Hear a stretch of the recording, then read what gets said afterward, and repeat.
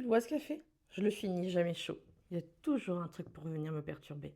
Maman, elle est où ma casquette Ah, de tu vois, travail? ça commence. Sur le portant à la buanderie. Maman, Et, je m'inscris au trail. et le deuxième. Oui, je t'ai inscrit, t'as dû recevoir le mail. Ça m'étonne que la petite soit pas encore arrivée. Chérie, j'ai quoi comme rendez-vous demain? Ah, mais je t'ai déjà dit, il faut consulter l'agenda.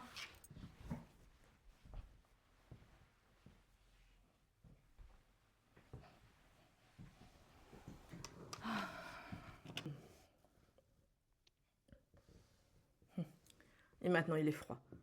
Si toi aussi tu es dans cette situation, j'ai 7 solutions pour t'en sortir. Écoute la suite.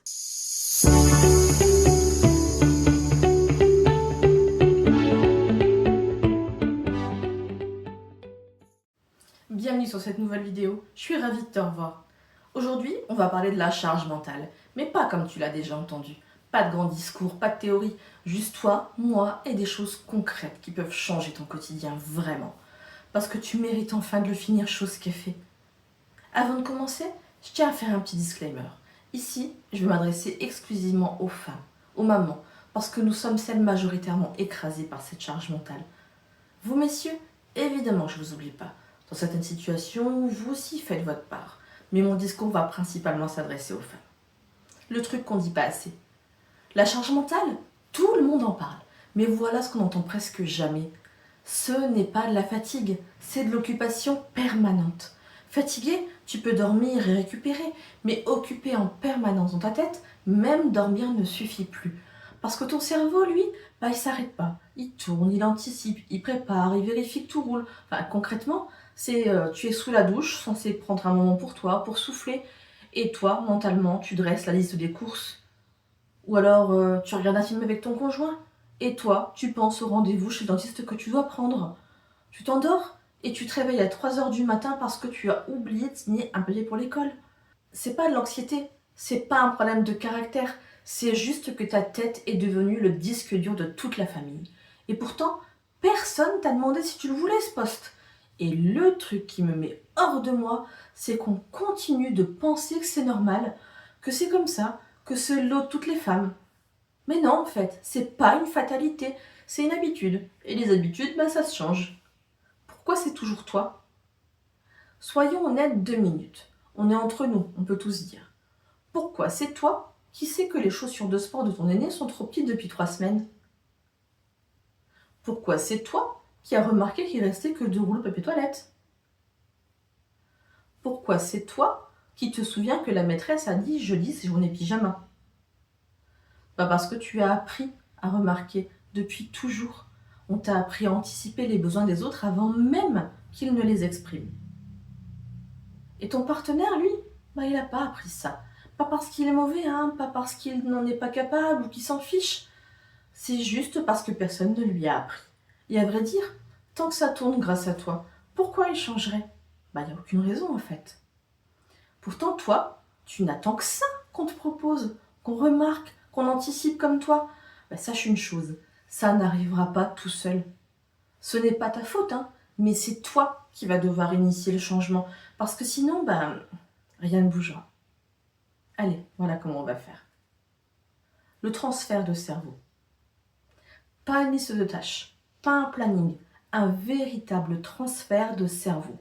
Voilà comment ça marche. Tu prends 20 minutes un soir quand les enfants sont couchés et tu vides littéralement ta tête sur une feuille. Tout ce qui tourne dedans, les rendez-vous à prendre, les trucs à acheter, ce que tu as remarqué sur le comportement de ton petit dernier, les formulaires à rendre, l'appel que tu repousses depuis 2 semaines. Absolument tout ce qui te trotte. Tout, sans filtre, sans ordre. Quand la feuille est pleine, tu la poses devant toi et tu regardes. C'est ça que tu portais, là devant toi sur une feuille. Ensuite, c'est là que ça devient différent. Cette feuille, tu la prends et tu la montres. Tu la montres à la personne avec qui tu partages ta vie. Tu la montres à tes enfants. Tu la montres à ta mère si elle t'aide. Ou tu la montres à une personne extérieure si elle te vient en aide dans le quotidien. Sans discours, sans énervement. Tu poses la feuille et tu dis voilà ce qui tombe dans ma tête en ce moment et j'aimerais qu'on en discute. Ce moment-là, il change véritablement les choses parce qu'il rend visible ce qui ne l'était pas. la règle du propriétaire unique. Voilà une des choses les plus concrètes que tu peux mettre en place dès cette semaine. Chaque domaine de la vie familiale a un propriétaire unique. Pas deux, un seul.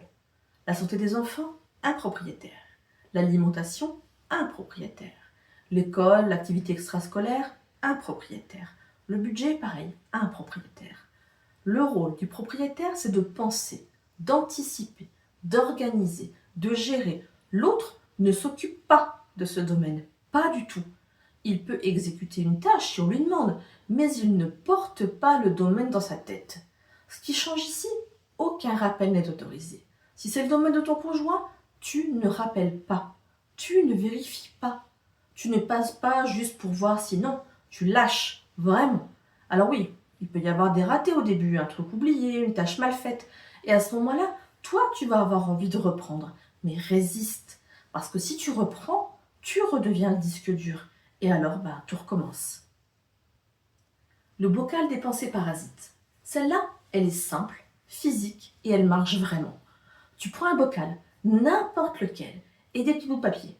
Chaque fois qu'une pensée arrive au mauvais moment, sous la douche, pendant le dîner, en essayant de dormir, tu la griffonnes sur un bout de papier, tu la mets dans le bocal et tu fermes. C'est tout. Cette action de fermer, ça a un rôle symbolique. Ton cerveau, il a juste besoin de savoir que la pensée, elle est notée quelque part, qu'elle n'est pas perdue. En fermant, il sait que du coup, il peut la lâcher. Le lendemain matin seulement, tu ouvres le bocal. Et là, tu regardes ce qu'il y a dedans. Et tu décides. Est-ce que c'est urgent? Est-ce que c'est important? Est-ce que je peux le déléguer? Ou est-ce que je peux juste le supprimer? Classe tout dans la matrice d'Eisenhower. Tu peux la télécharger gratuitement sur le blog. Et là, tu t'apercevras qu'au final, la moitié des pensées qui t'ont empêché de dormir, le matin, elles ont plus grande valeur. Le non qui libère. Voilà une solution dont personne ne parle franchement.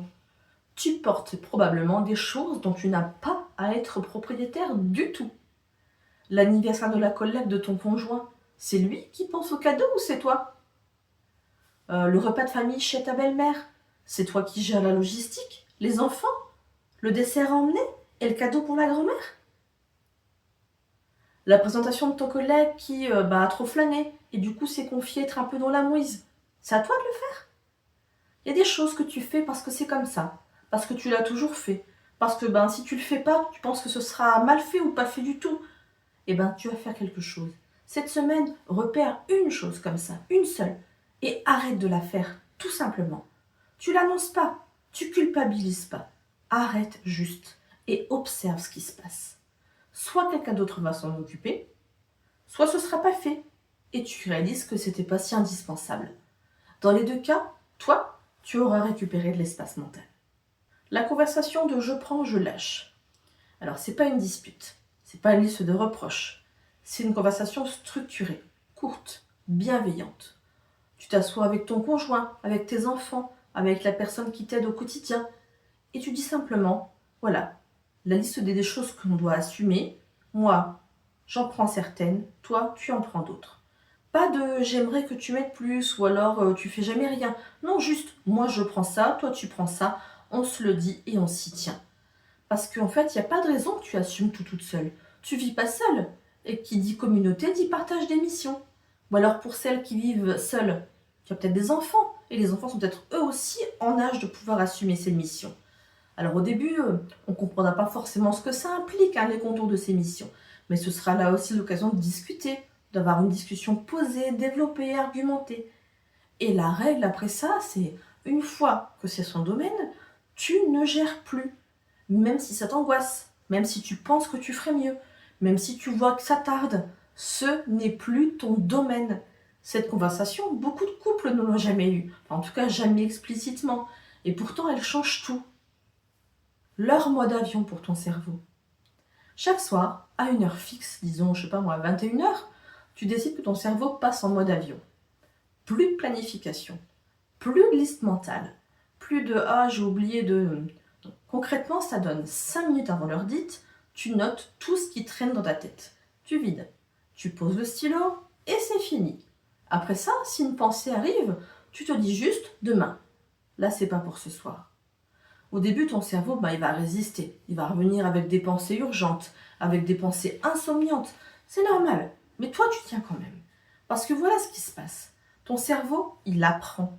Il apprend qu'après 21 heures, c'est plus le moment de traiter. Et progressivement, il va commencer à se calmer tout seul à cette heure-là. C'est pas de la magie, c'est de l'entraînement. Et ça fonctionne. Le rituel du café chaud. Tu te souviens du café du début ? Je t'en propose un vrai cette fois. Tous les matins, avant tout le monde, 10 minutes. Pas pour checker ton téléphone ou scroller, hein.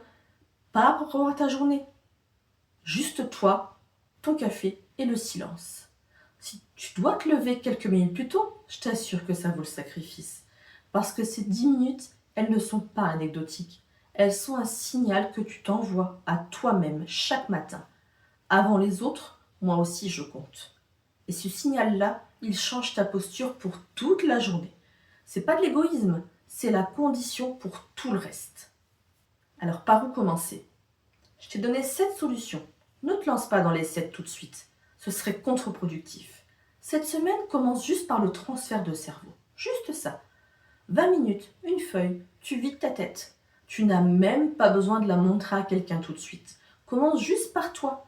Vois ce que tu portes. Laisse-toi surprendre ou pas par ce qui est sur cette feuille. Ensuite, tu avances à ton rythme, une chose à la fois. Ce qui tient sur la durée, c'est ce qui est progressif, ce qui est réaliste, ce qui te ressemble. En conclusion, je veux juste te dire une chose avant de partir. Tu n'es pas fatigué parce que tu es faible. Tu es fatigué parce que tu portes trop et que tu le portes depuis trop longtemps. Souvent seul, souvent sans que personne ne le voie. C'est pas ta nature, c'est pas ton destin, c'est quelque chose qui peut changer, vraiment. Donc si cette vidéo t'a parlé, dis-le moi en commentaire. Dis-moi ce que tu portes et quelle solution tu vas tester. Je lis tout. N'hésite pas à la partager autour de toi. La charge mentale nous touche en priorité, nous les femmes, et ces solutions peuvent apporter un peu d'air dans un quotidien trop chargé. N'oublie pas aussi de t'abonner pour faire grandir ma chaîne et pour aider le plus de femmes possible. On se retrouve la semaine prochaine pour une nouvelle vidéo. Et la prochaine fois que tu fais du café, prends le temps de le finir chaud. Tu le mérites. À très vite.